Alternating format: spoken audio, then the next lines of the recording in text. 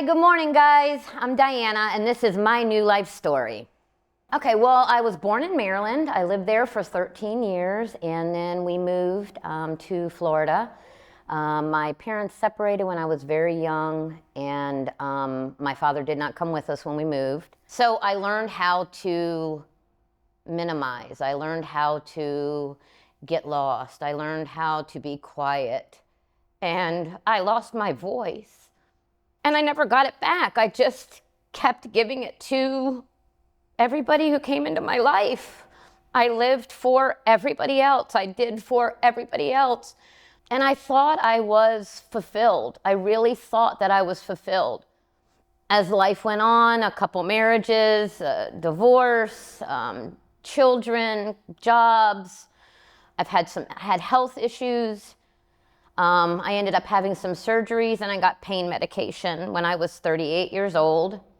And all of the things that I had been getting from other people and food and what have you, I started getting that from drugs. I started not having to feel anything. And so that was the beginning of what I now know was the disease of addiction. I have always had the disease of addiction. I was just acting out on it. I was using different substances to fill that obsession and compulsion piece of the disease. But it wasn't until the drugs came into play and I totally lost my ability to, the drugs controlled me. And I never recognized that. People were controlling me, food was like I never saw that until drugs, because drugs are so much more toxic. Drugs can kill you. Granted, food can kill you and relationships could kill you, but I see today that I didn't have that connection to him and I didn't even know it. Like, I believe in God. I've always believed in God, but I didn't have a relationship with him. But in the rooms of Narcotics Anonymous, we're told to find a power greater than ourselves that's loving, caring, forgiving. And I knew my higher power was God, but I didn't have that. Like, he wasn't loving and caring and forgiving.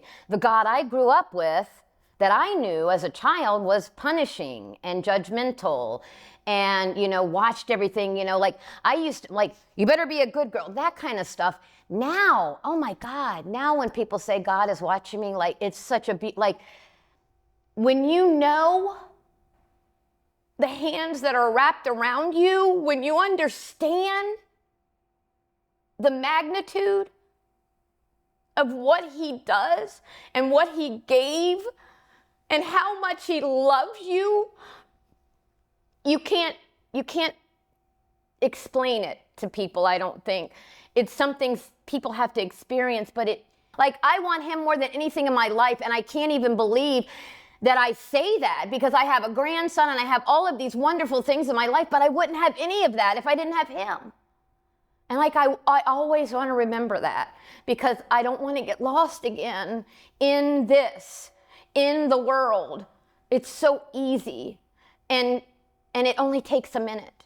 And so anybody who would like to talk about recovery or God or where you're at, we have NA meetings at the church. We also have, I'd be happy to talk to anybody. We have mentorship. Like, there's so many avenues. Just don't, please, if I can encourage anybody, don't hold it in. For anybody out there who doesn't feel